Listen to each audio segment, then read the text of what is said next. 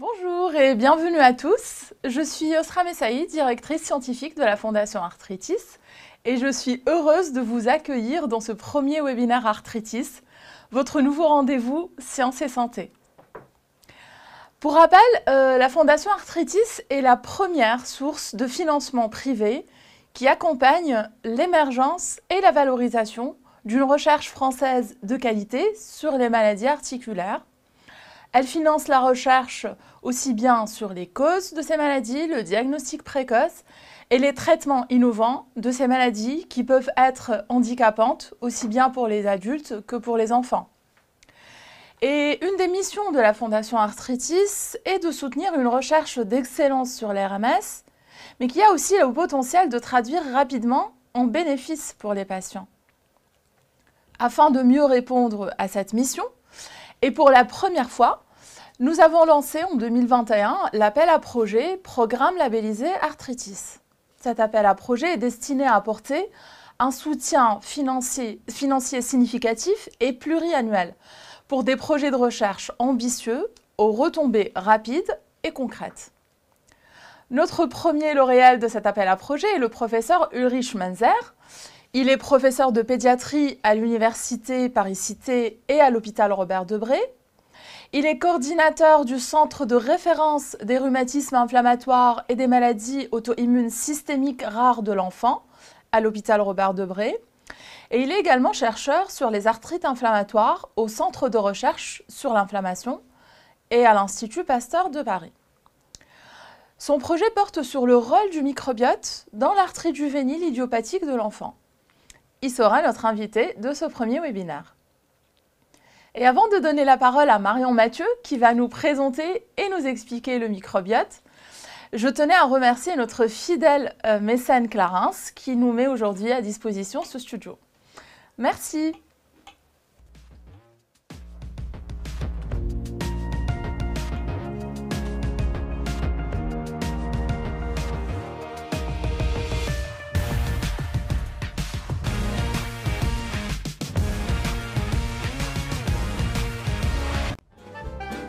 Alors Clara, est-ce que tu pourrais nous dire, est-ce que tu connais ce que c'est que le microbiote? Non. Pas du tout. Aucune idée. Non, zéro, je sais pas du tout. Le micro quoi? Microbiote? Non. Non, pas du tout. Microbiote. Et c'est un milieu avec plein de... je sais pas. Ah, c'est C'est un microbe ou c'est dans la... de petits animaux comme du plancton baignent, je crois. Je sais pas, c'est des plantes, non? Je sais pas, c'est la chirurgie, ça, non? Après biote, je sais pas, biotechnologie. Les herbes pour la santé ou des trucs comme ça, non? Microbiote? Ça a l'air petit, ça a l'air vivant. Des molécules, des insectes, des bactéries. C'est l'ensemble des micro-organismes vivants, non? Alors moi, monsieur, je suis dans un état second parce que je viens de fêter mon départ à la retraite. Je suis à la retraite ce soir. Alors les microbiotes...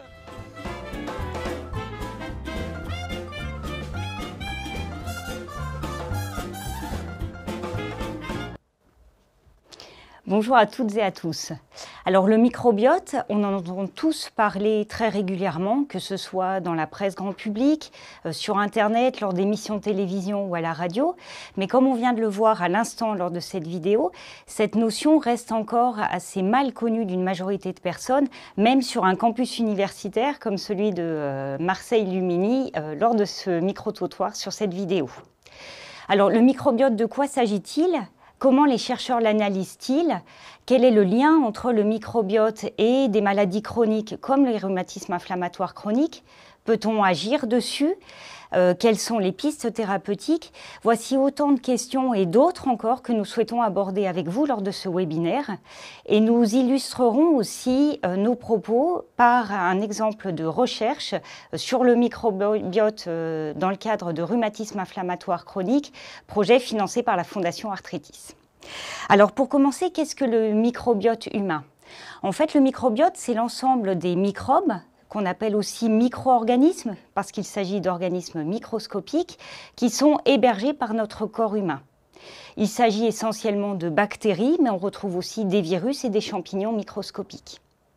Où est situé ce microbiote humain? On va le retrouver en fait au niveau de toutes les interfaces entre notre organisme et l'environnement extérieur. Alors bien sûr, il y a beaucoup de microbes qu'on retrouve à la surface de notre peau, mais on le retrouve aussi au niveau de ce qu'on appelle des muqueuses, et essentiellement les muqueuses respiratoires, donc au niveau des poumons, au niveau des muqueuses digestives, donc tout le long du tube digestif et essentiellement au niveau de l'intestin et du côlon, et aussi au niveau de la muqueuse vaginale chez les femmes. Pour avoir un ordre de grandeur, alors déjà au niveau de ces surfaces dont je viens de parler, si on étalait à plat notre peau, ça fait une surface de l'ordre de 4 mètres carrés.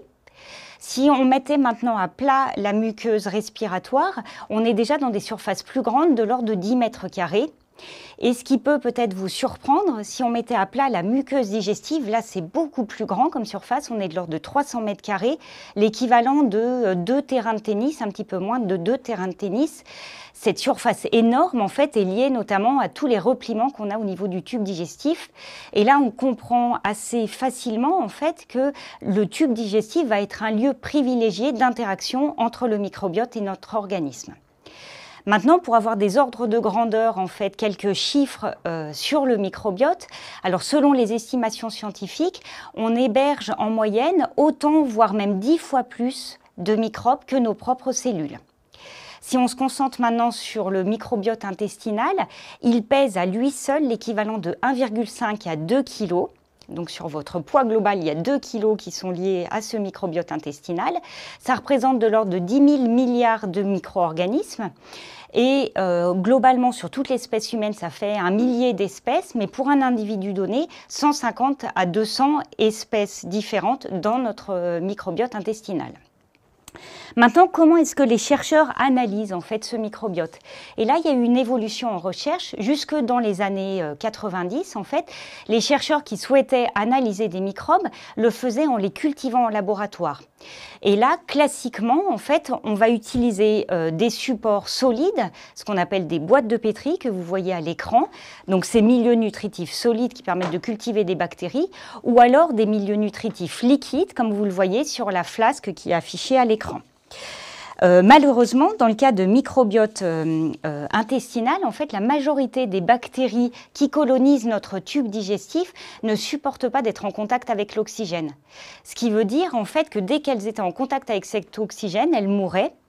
Une autre chose, en fait, au cours de l'évolution, en fait, ces microbes ont appris à coévoluer, en fait, à dépendre de nos propres cellules et d'autres microbes avec lesquels ils cohabitent. Donc, ce qui veut dire qu'en gros, avec ces techniques-là de culture en laboratoire, on est capable seulement de cultiver 20 à 30% des microbes qui colonisent notre tube digestif. Et donc, on ne pouvait étudier que la partie vraiment émergée de l'iceberg en utilisant ces techniques-là.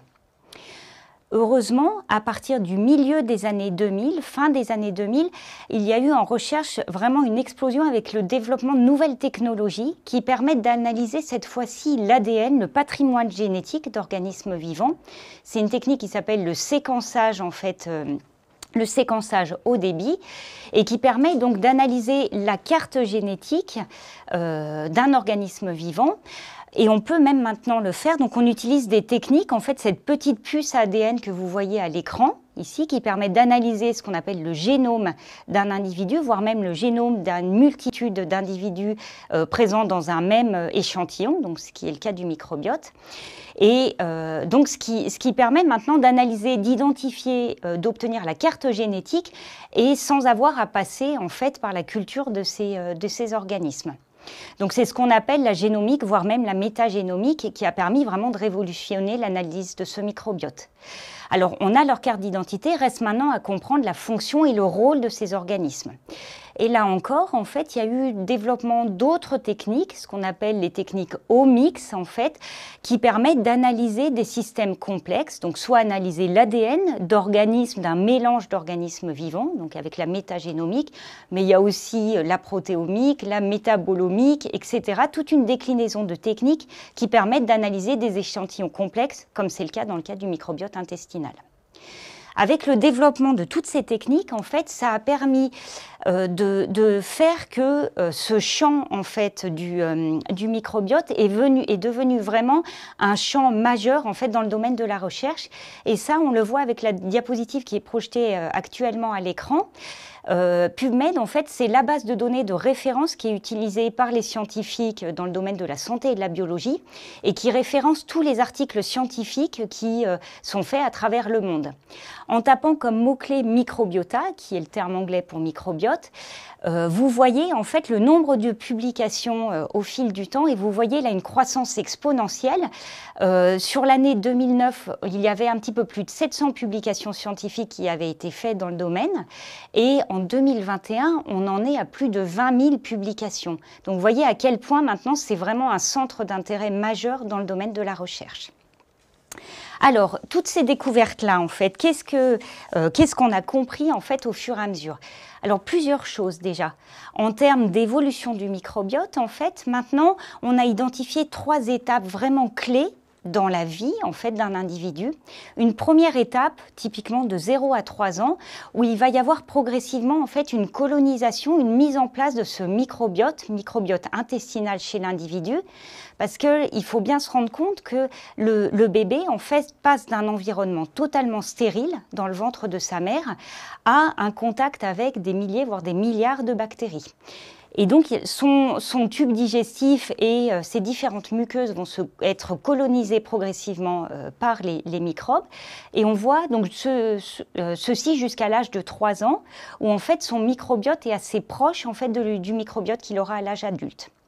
Deuxième étape, en fait, c'est l'âge adulte où il y a une certaine stabilité du microbiote chez ces individus, avec des fluctuations qui peuvent se produire, mais globalement une résilience avec un microbiote assez stable. Une troisième étape au cours de la vie, à partir de 65 ans et puis à des âges plus avancés, où on va observer une baisse de diversité, un appauvrissement du microbiote chez ces individus. Là encore, en fait, les chercheurs ont appris à identifier les facteurs qui influencent en fait ce microbiote. Et on peut citer pour la première étape de 0-3 ans, en fait, le type d'alimentation qui va être donné à l'enfant, la prise de médicaments, notamment d'antibiotiques, qui peuvent intervenir dans la mise en place du microbiote, et puis aussi même les modes d'accouchement, que ce soit par voie basse ou césarienne, qui peuvent avoir un impact sur le microbiote de l'enfant. Ensuite, à l'âge adulte et puis à un âge plus avancé, bien sûr, il y a encore l'alimentation qui joue un rôle important, les médicaments et notamment les antibiotiques, mais d'autres facteurs qui ont été identifiés, le mode de vie de l'individu, la consommation d'alcool, la consommation de tabac, le stress qui peut impacter le microbiote, certaines maladies infectieuses ou d'autres maladies, les comorbidités qui peuvent avoir un impact sur le microbiote de ces individus. Concernant la composition du microbiote intestinal, là aussi, de façon assez schématique, on a 3 grands types de microbes, de micro-organismes, des espèces qu'on va qualifier de dominantes, qui sont donc, comme leur nom l'indique, les espèces les plus nombreuses, une 60aine d'espèces différentes. Ensuite, vous allez avoir des espèces plus rares, donc en plus faible quantité. Parmi ces espèces, vous pouvez retrouver des microbes qui, normalement, pourraient être dangereux, qu'on va qualifier de pathogènes, mais comme ils sont en nombre limité, en fait, ils sont canalisés, ils ne sont pas dangereux pour la santé de l'individu. Vous allez avoir aussi des espèces qui sont transitoires.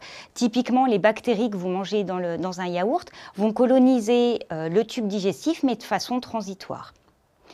Généralement, on dit qu'un tiers du microbiote d'un individu est commun entre tous les êtres humains, et les 2 tiers restants sont spécifiques à chacun d'entre nous. Ce qui veut dire en fait que le microbiote de chaque individu, lui, est unique, un petit peu comme nos empreintes digitales que nous avons et qui sont spécifiques de chaque individu. Ensuite, concernant les fonctions du microbiote intestinal, là aussi en recherche a beaucoup avancé. Alors il y a un premier rôle, un rôle de barrière physique qui est en lien avec ce que je viens de dire. L'idée c'est d'avoir en fait un tapis de micro-organismes qui empêche en fait à des mauvaises bactéries, des mauvais microbes de venir et d'être dangereux pour la santé. Donc une compétition physique. Un rôle aussi essentiel au niveau du métabolisme, c'est-à-dire que tous ces microbes que nous avons dans le tube digestif sont essentiels en fait pour nous aider à digérer des aliments que nous ne serions pas capables de digérer nous-mêmes, notamment tout ce qui est fibres et qu'on ne peut digérer que grâce à ces microbes. Ils interviennent aussi pour synthétiser, fabriquer certaines vitamines, comme la vitamine B12, que notre organisme ne serait pas capable de fabriquer à lui seul. Et enfin, il y a 2 autres rôles qui ont été identifiés. Un rôle physiologique, et là on s'est rendu compte à l'aide de modèles, en fait des modèles que nous avons en recherche, où un organisme dépourvu de microbiote a un tube digestif qui n'est pas mature, qui n'est pas opérationnel. Donc un rôle en fait de ce microbiote pour aboutir à un tube digestif opérationnel et un rôle aussi extrêmement important en fait pour éduquer, pour contribuer à une bonne maturation, une bonne efficacité de notre système immunitaire parce qu'au niveau du tube digestif, c'est un lieu vraiment privilégié, un organe essentiel en fait pour notre système immunitaire, pour nous défendre. Jusqu'à présent, je vous ai présenté des exemples en fait et puis les caractéristiques d'un microbiote que je vais qualifier de sain chez un individu dans un corps sain. On se rend compte en fait progressivement qu'il y a différents paramètres qui peuvent intervenir et conduire à ce déséquilibre au niveau du microbiote. On passe initialement d'un microbiote sain dans un corps sain, ce qu'on va qualifier de symbiose microbiote être humain, à un déséquilibre qui va être qu'on va qualifier de dysbiose entre le microbiote et l'individu. Ces dysbioses, elles peuvent être dues soit à une perte de diversité de ce microbiote, ou alors à une augmentation de microbes, de mauvais microbes, microbes pathogènes, par rapport aux bons microbes. Et là aussi, en recherche, on identifie de plus en plus, en fait, on a des données de plus en plus importantes, en fait, et qui tentent à mettre un lien entre des maladies chroniques et le microbiote et la perturbation de ce microbiote. C'est le cas notamment de maladies liées à une perturbation du métabolisme, comme l'obésité, le diabète de type 2, des maladies comme le syndrome de l'intestin irritable, mais d'autres maladies, notamment les maladies auto-immunes et inflammatoires, et notamment les rhumatismes inflammatoires chroniques. Là, il s'agit d'une liste qui est loin d'être exhaustive, mais ce champ-là est en pleine exploration dans la recherche, que ce soit académique ou tous les types de recherche. Si on se concentre sur les rhumatismes inflammatoires chroniques, je vais prendre l'exemple de la polyarthrite rhumatoïde. Là encore, en fait, il y a de plus en plus de recherches en fait, qui sont faites et qui visent à étudier le lien entre le microbiote, que ce soit le microbiote buccal, mais aussi le microbiote intestinal, des perturbations de ce microbiote et la polyarthrite rhumatoïde. Alors, on essaye d'élucider les mécanismes, mais pour l'instant, il n'y a pas encore d'application thérapeutique. Mais un des champs, en fait, qui est vraiment exploré, c'est ce qu'on appelle l'axe entre l'intestin et les articulations dans le champ de la polyarthrite rhumatoïde. Et une des hypothèses qui est actuellement envisagée par les chercheurs, c'est que la maladie, en fait, à un stade vraiment très précoce, elle ne débuterait pas au niveau des articulations, mais plutôt au niveau du tube digestif, parce qu'on observe chez des patients atteints de polyarthrite rhumatoïde et aussi chez des personnes qui sont à un stade préclinique de la maladie, une dysbiose avec une baisse de diversité du microbiote et une augmentation de bactéries pathogènes par rapport aux bonnes bactéries. Donc chez ces individus-là, pour lesquels on observe une dysbiose, en présence d'un terrain génétique particulier et avec d'autres facteurs environnementaux, en fait, une des hypothèses, c'est qu'il y aurait éventuellement un lien, même si les mécanismes ne sont pas encore bien connus, un lien avec le système immunitaire présent au niveau du tube digestif, des interactions qui pourraient se produire et contribuer à une activation du système immunitaire, mais plus sur son volet inflammatoire, qui aboutirait à une inflammation au niveau du tube digestif qui, dans un deuxième temps, en fait, pourrait s'élargir d'un point de vue systémique et arriver et impacter les articulations.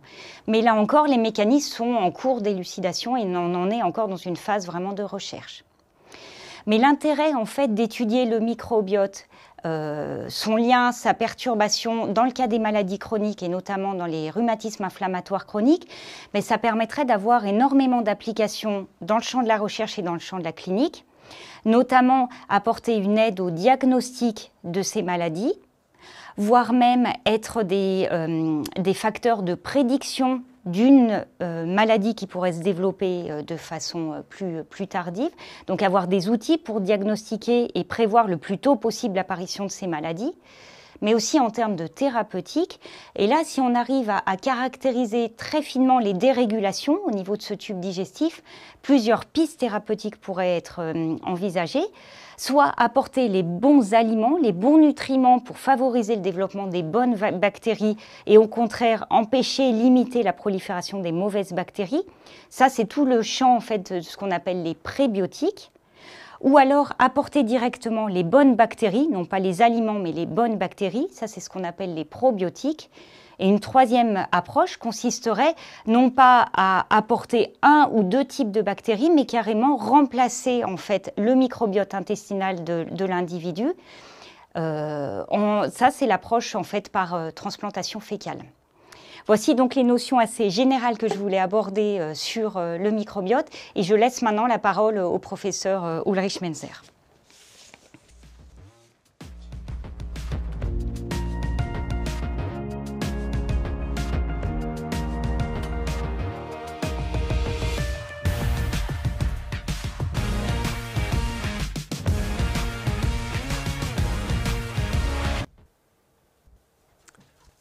Bonjour, je m'appelle Ulrich Menzer, je suis médecin-chercheur. Je travaille comme rhumatologue pédiatre à l'hôpital Robert-Debré et je mène ma recherche au Centre de recherche sur l'inflammation et à l'Institut Pasteur. Donc, je vais vous parler du rôle du microbiote pour l'arthrite juvénile idiopathique. Qu'est-ce qu'une arthrite? Donc, une arthrite, c'est une jonction entre deux os, avec autour une petite capsule, et à l'intérieur de la capsule, il y a une membrane qu'on appelle la membrane synoviale. Donc normalement tout ça c'est assez fin. Et quand il y a une arthrite, donc une inflammation articulaire, cette membrane synoviale va enfler, il y aura une sécrétion de liquide, il y a un recrutement de cellules inflammatoires, et si jamais on ne traite pas, il y aura une destruction au niveau osseux, mais également au niveau du cartilage et un pincement articulaire.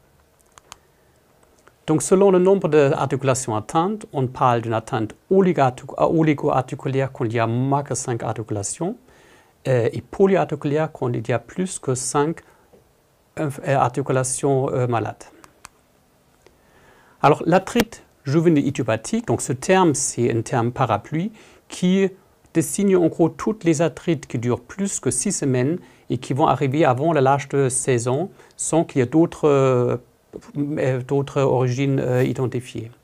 Il s'agit d'une maladie rare, mais finalement pas si rare que ça, puisque la prévalence est à peu près 16 à 160 par 100 000 habitants. Donc je vous ai mis une figure ici qui montre les différentes formes d'arthrite juvénile idiopathique. Et ce qu'on remarque, c'est contrairement aux adultes où la polyarthrite rhumatoïde et la spondylarthrite vont être vraiment la majorité des arthrites. En pédiatrie, c'est un peu différent, puisqu'en pédiatrie, il y a des formes vraiment spécifiques à l'âge jeune de l'enfant, qui sont souvent des arthrites oligo-articulaires. Donc ça se présente comme ça, donc des jeunes filles, avant l'âge de 6 ans, qui à un moment se réveillent parce qu'ils sont mal aux articulations, donc un peu de difficulté à jouer, un peu de difficulté à marcher, peut-être un enflement au niveau de l'articulation. Et quand les patients arrivent chez moi en consultation, accompagnés par leurs parents, souvent les parents me demandent « Mais pourquoi mon enfant a-t-il développé l'arthrite ?» En fait, c'est une question très simple, mais finalement, la question n'est pas si simple que ça, puisque les causes de l'arthrite juvénile idiopathique restent inconnues. Alors, à un moment, la maladie va se déclarer, il y aura une activité articulaire, et puis l'évolution va être marquée par des poussées. Donc, on peut traiter la maladie en ciblant les cellules immunitaires, donc on va calmer l'immunité, et plus tard, il peut y avoir une deuxième poussée, tout d'un coup. Alors, quel est le facteur déclenchant de la maladie? Bon, actuellement, on ne le sait pas. Et par contre, c'est assez important, puisque si jamais on connaissait ce déclencheur, on pourrait imaginer de faire des nouveaux traitements pour prévenir des poussées. Et finalement, donc, moi, j'ai placé mon projet de recherche pour répondre à la question des parents, mais pourquoi mon enfant a l'arthrite juvénile idiopathique? Donc vous vous doutez bien qu'il y a un lien probable avec le microbiote, puisque nous sommes ici dans un séminaire sur le microbiote. Et quand on regarde donc la répartition par âge des enfants qui vont développer une arthrite juvénile idiopathique, on voit que la majorité des enfants vont développer leur arthrite à jeune âge, donc avant l'âge de 6 ans, et ça correspond à peu près au moment où le développement de microbiote se fait assez rapidement avec des changements qualitatifs et quantitatifs très importants. De même, il y a des facteurs environnementaux connus pour l'arthrite juvénile idiopathique qui influencent le microbiote. Par exemple, on sait qu'un allaitement à jeune âge va diminuer le risque pour le développement de l'AGI. Et deuxièmement, au contraire, donc les antibiotiques donnés pendant la petite enfance et donnés à répétition vont augmenter le risque de développement d'AGI. Alors que savons-nous du lien entre l'intestin et l'articulation? Donc actuellement, quand on fait des études et on compare des malades avec des enfants qui ne sont pas de maladie, on remarque qu'il y a une dysbiose. Donc cette dysbiose, par contre, elle est différente d'une population à l'autre, ce qui veut dire aussi qu'il n'y a pas une seule bactérie ou un groupement de bactéries qui sont vraiment directement déclencheurs de l'arthrite, mais que c'est un processus un peu plus complexe.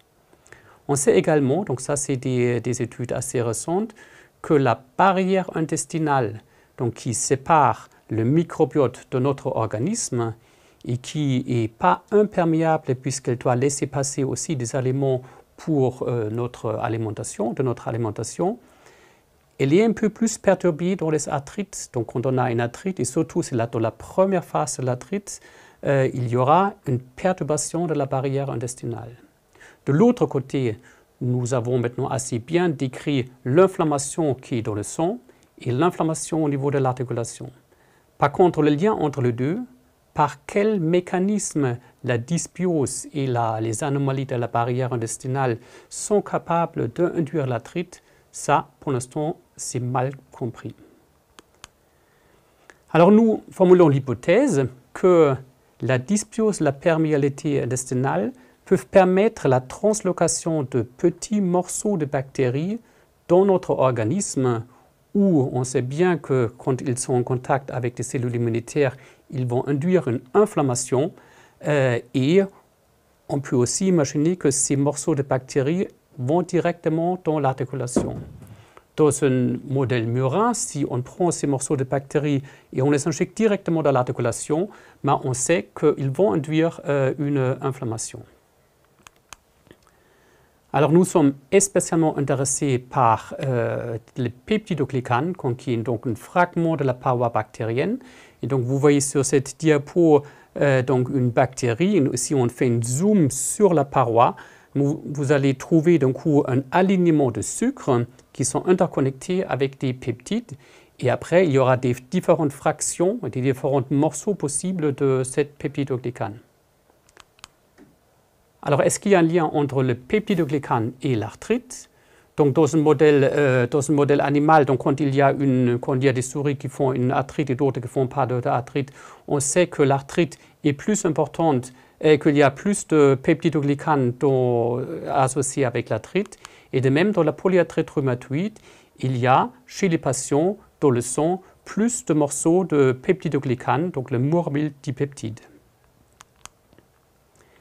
Donc, dans notre organisme, donc, il y a en permanence une interaction entre le microbiote et notre corps. Et en gros, à la fois, le microbiote lui-même est capable de fractionner le peptidoglycane et notre corps aussi. Donc, ça se fait par exemple dans le tube digestif. Donc là, il y a un fractionnement, un enveloppement et puis un relargage de ces morceaux de peptidoglycane dans notre organisme. Donc ça, c'est fait à la fois par le microbiote, à la fois par des cellules épithéliales et par des enzymes. Et dans le sang aussi, il y a des phénomènes de hydrolyse, donc pareil, où les peptidoglycanes est coupé en morceaux.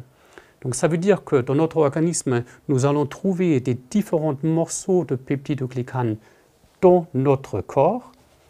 Et actuellement, on ne sait pas très bien si ce processus va contribuer s'il est changé pendant l'arthrite et s'il va contribuer au développement de l'arthrite. Donc c'est là où on a placé notre projet de recherche.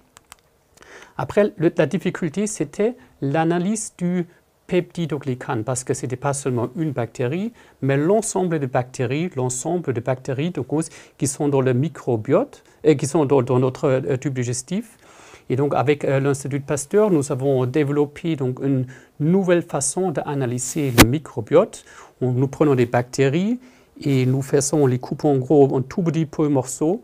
Et ça nous permet d'un coup d'avoir un peu toutes les différentes fractions possibles du peptidoglycane qu'on peut donc analyser au niveau des selles ou au niveau de notre organisme. Donc notre étude a comme objectif de caractériser le peptidoglycome dans le contexte de l'arthrite juvénile idiopathique. Nous cherchons à comprendre la composition des molécules de peptidoglycane générées dans l'intestin, leur dissémination et comment leur présence dans l'organisme peut favoriser ou supprimer l'arthrite chronique des enfants. Alors pour mener cette étude, donc on avait besoin de vraiment un savoir-faire assez vaste. Nous avons réuni un consortium qui est donc composé de médecins et de chercheurs qui travaillent à l'Institut Pasteur et au Centre de recherche sur l'inflammation. Et cette complémentarité donc, permet de mener cette étude. Et la réalisation de cette étude était rendue possible grâce au soutien de la Fondation Arthritis. Vraiment un très très grand merci à la Fondation. Alors, on espère que ce projet pourrait ouvrir la voie à des nouvelles façons de traitement des arthrites juvéniles idiopathiques. Et j'espère que dans un avenir proche, je vais pouvoir répondre à la question des parents pourquoi leurs enfants ont développer une arthrite. Merci beaucoup. Donc, si vous voulez, vous pouvez poser des questions donc, via le site internet et on va répondre à vos questions.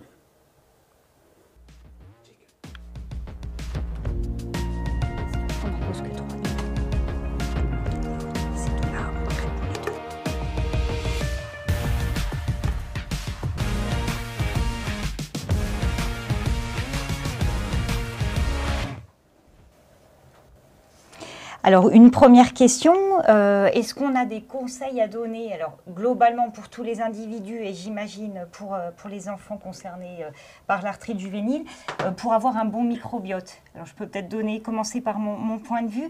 On a vu que la diversité du microbiote, c'est vraiment un élément qui est fondamental et que l'alimentation joue un rôle dans cette diversité.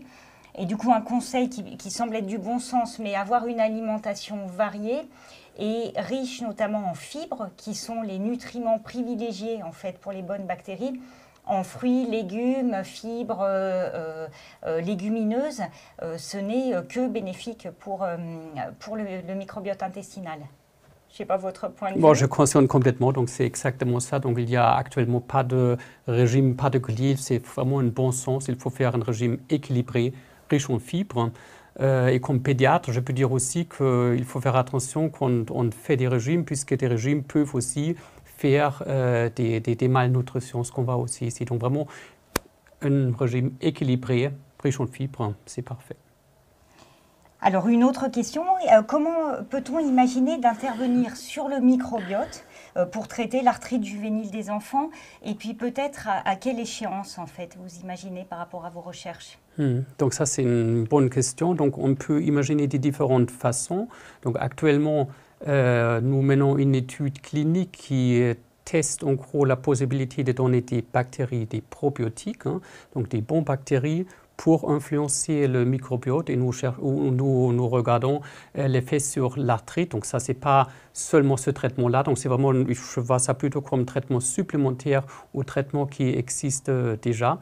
Donc actuellement, les résultats de cette étude ne sont pas encore disponibles, mais dans l'analyse du peptidoglycome, nous allons pouvoir profiter des selles et des prises de sang qui ont été faites dans le cadre de cette étude-là.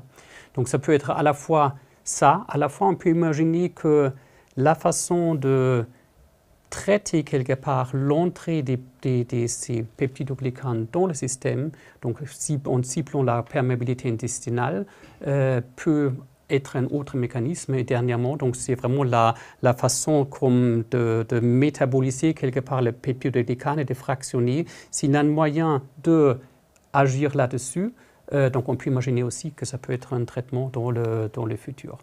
Après, combien de temps ça va durer? Donc ça, c'est pas encore clair. Donc il y a, vous savez, une recherche clinique. Donc c'est un principe toujours, on ne va pas prendre de risques pour les malades. Donc il faut faire donc déjà pas mal de choses un peu administratives. Et après, ces études, ils vont durer un certain temps. Donc je pense que c'est seulement dans quelques années, on va voir les résultats de ces études-là. Donc l'étude que moi je mène, elle va terminer à la fin de cette année-là. Et je pense que là, la prochaine année, on va voir les premiers résultats. Et après, il faut quand même faire le lien entre ce qu'on va, si on va avoir un effet, et après l'explication pour avancer dans la recherche sur ces maladies. Décrypter en détail les mécanismes. Je vous remercie. Merci à tous du coup d'avoir suivi ce webinaire. Nous espérons avoir répondu au moins à certaines de vos questions. Vous pourrez retrouver le replay de ce webinaire sur la chaîne YouTube de la Fondation Arthritis à partir de la semaine prochaine. Et pour vous tenir informé des avancées de la recherche, nous vous invitons à vous rendre sur le site de la Fondation www.fondation-arthritis.org. On vous remercie beaucoup et puis à bientôt. Au revoir.